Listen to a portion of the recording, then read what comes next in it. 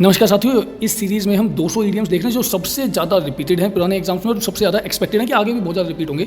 ये हमारे आने वाले सीजीएल एग्जाम और एसएससी का कोई भी एग्जाम अगर आने वाला है या इवन आपका एफकेट या सीडीएस, उसके अंदर भी बहुत ज़्यादा महत्वपूर्ण वीडियो है उन सबके लिए। चलिए शुरुआत करते हैं। हमारा आज का पहला ईडियम है वो है by the book.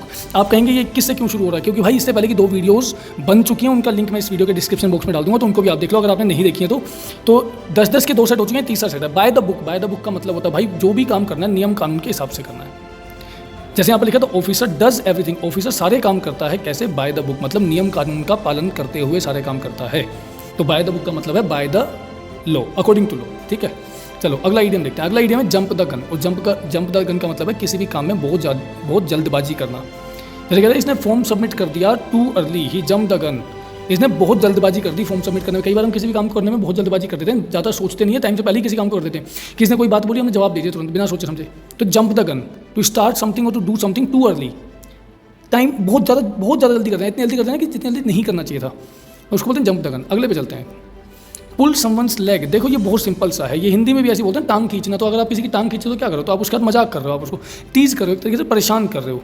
Are you pulling my leg, क्या तुम मेरे साथ मजाक कर रहे हो या सीरियस हो, ये सेंटेंस है यहाँ पर। अगला hit the book. Last series में मतलब लास्ट सेट के अंदर हमने एक देखा था हिट द सैक, है ना। हिट द सैक का मतलब था टू गो टू बेड या टू गो टू स्लीप। यहाँ पर है हिट द बुक्स, और हिट द बुक्स का मतलब भैया बहुत ज़्यादा मेहनत करना। Your exams are approaching near so you have to hit the books. Exams are near, time to hit the books. ध्यान रखिएगा, बहुत ज़्यादा मेहनत करनी है, एग्जाम्स बहुत नज़दीक हैं। अगला the ball is in your court. इसका मतलब है अब तुम्हारे फैसले की बारी है कि तुम्हें क्या डिसाइड करना है।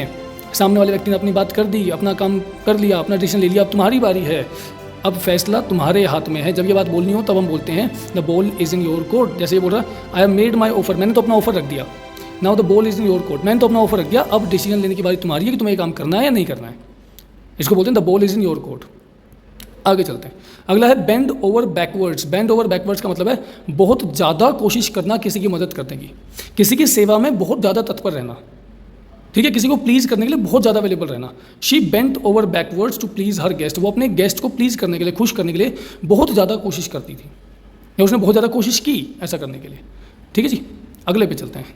डेविल्स एडवोकेट, ये बहुत मज़ेदार है और बहुत बार एग्जाम में रिपीट हुआ है। डेविल्स एडवोकेट, इसका मतलब होता है ज़बरदस्ती की बहस करना किसी ऐसे मुद्दे के ऊपर जिस पर एक पब्लिक ओपिनियन पहले से बनी हुई हो।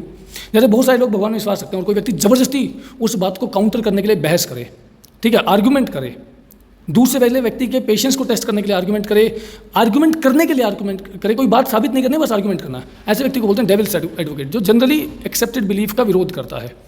ठीक है, चलिए अगले पे चलते हैं। किक द बकेट, बहुत सिंपल है लेकिन बहुत बड़ा है भैया। इसका मतलब है सिंपल सा मर जाना। ये एक ह्यूमरस एक्सप्रेशन है लेकिन किसी की डेथ को रिप्रेजेंट करता है। अगर कोई मर जाता है तब हम बोलते हैं kick the bucket. The old man finally kicked the bucket. जहाँ पर आपको इस तरीके का एक्सप्रेशन देना होता है तो एक वर्ड यूज़ करते हैं यूफेमिज्म। ठीक है, किसी बहुत बुरी बात को थोड़ा कम बुरे शब्दों में बोलना, उसके लिए यूज़ करते हैं किक द बकेट, मरने के लिए। चलिए आगे चलते हैं। क्राई ओवर स्पिल्ट मिल्क, बिखरे हुए दूध पर रोना। तो इसका मतलब है भैया किसी ऐसी बात के ऊपर दुख मनाना जिसमें अब आप कुछ नहीं चेंज कर सकते, आप कुछ नहीं बदल सकते, जहाँ पर बदला नहीं जा सकता कुछ भी, उसके ऊपर दुख मनाना, बीती हुई बात का दुख मनाना। बोलते हैं बीती गई बात की आप क्या दुख मना रहे हो। Don't cry over spilt milk, मतलब जो बातें खराब हो चुकी हैं उनके ऊपर आप मत रो, इसके लिए इसको। तो भैया आखिरी ईडियम है फेस द म्यूजिक। और फेस द म्यूजिक का मतलब होता है किसी भी सिचुएशन का, किसी भी एक्शन का परिणाम भुगतना। ठीक है, accept the punishment for somebody something that you have done. तो परिणाम भुगतना, जैसे यहाँ पर लिखा है he must face the music for his actions. ठीक है, परिणाम भुगतना। तो इसके बाद हमारे 10 ईडियम जो हैं आज के ये खत्म हो जाते हैं। Thank you very much. अगर आपने चैनल अभी तक सब्सक्राइब नहीं किया तो इसको जरूर आप सब्सक्राइब कर लो, और वीडियो अच्छी लगे तो इसको लाइक करना और अपने दोस्तों के साथ शेयर करना। थैंक यू वेरी मच, मिलते हैं नेक्स्ट वीडियो में।